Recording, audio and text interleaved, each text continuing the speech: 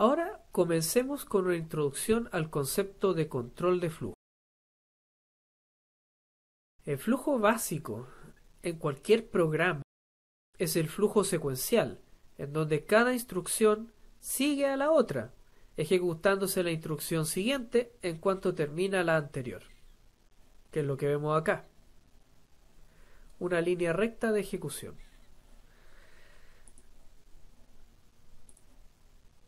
Comenzamos y seguimos y llegamos hasta el final.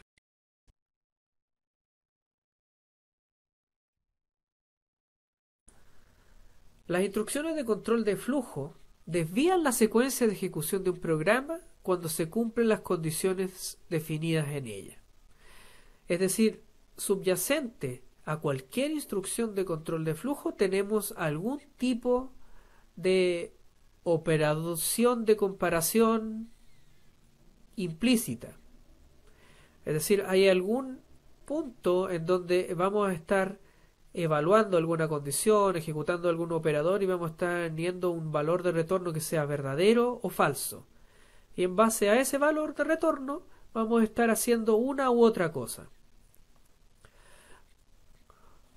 Cuando un programa tiene instrucciones de control de flujo, significa que existen caminos dentro de él y que las instrucciones de un camino en el programa solamente se ejecutarán cuando estén en el camino definido por la secuencia de condiciones de control de flujo. Como les decía anteriormente, a la base de cualquier instrucción de control de flujo existe una pregunta que se representa usando alguna combinación de operadores de comparación y lógicos. Esto bifurca, como vemos acá, la secuencia de ejecución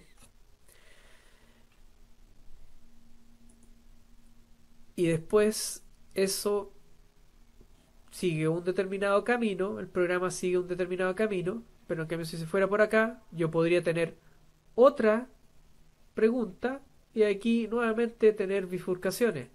Y así, en este programa, por ejemplo, tendríamos 3 caminos posibles para que el programa llegue a un determinado fin. ¿Y por qué camino se va el programa?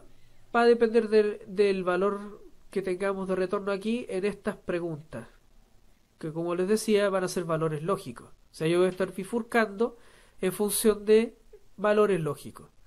Ahora, ¿cuáles son los tipos básicos de instrucciones de control de flujo que existen en todos los lenguajes de programación?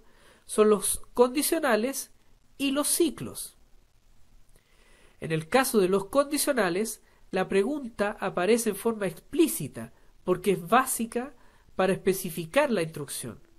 De acuerdo al resultado de la evaluación de la pregunta, el flujo del programa se bifurcará por un determinado camino, que es lo que veíamos anteriormente. Tenemos la pregunta y si es verdadera, nos vamos a la instrucción 2, si es falsa, nos vamos a la instrucción 3. Esto es un flujo condicional.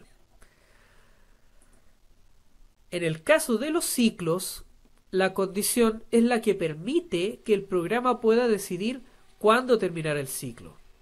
El chequeo de la pregunta en el ciclo puede ocurrir al principio del ciclo o al final, de acuerdo al tipo de instrucción. O sea, hay varios tipos de instrucciones de control de flujo y varían de acuerdo si van chequeando la condición antes de entrar al ciclo o después.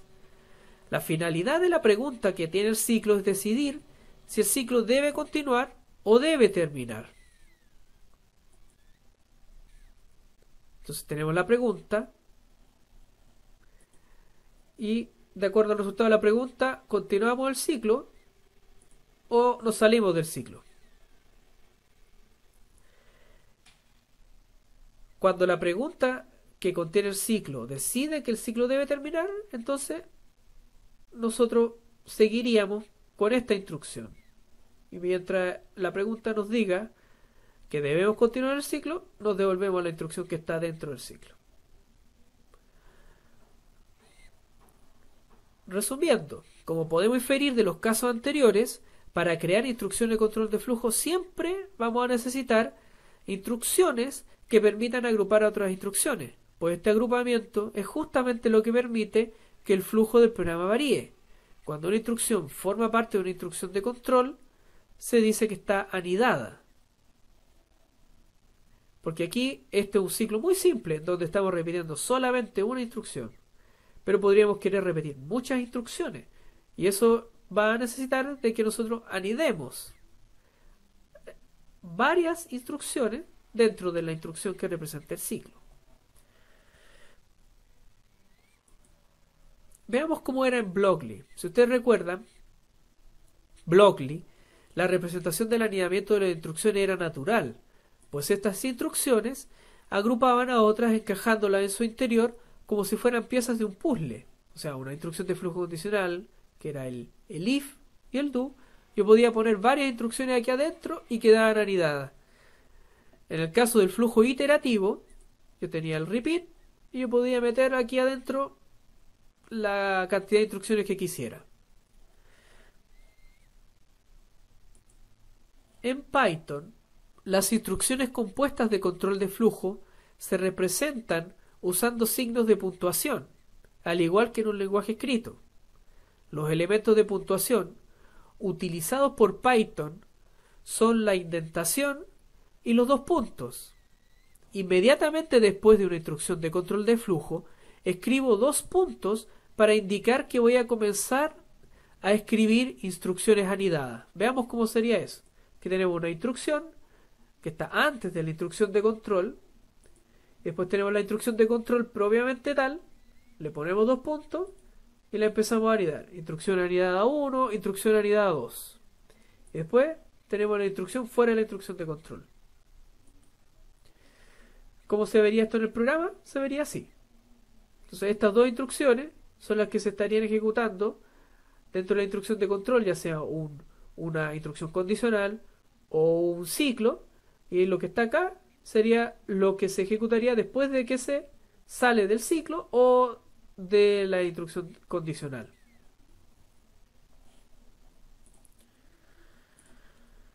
La cantidad de instrucciones que se pueden agrupar dentro de otra instrucción es ilimitada. Se pueden incluir otras instrucciones simples y además otras instrucciones compuestas. A su vez, cada instrucción puede ser de distinto tipo y cumplir un papel diferente en el control de flujo.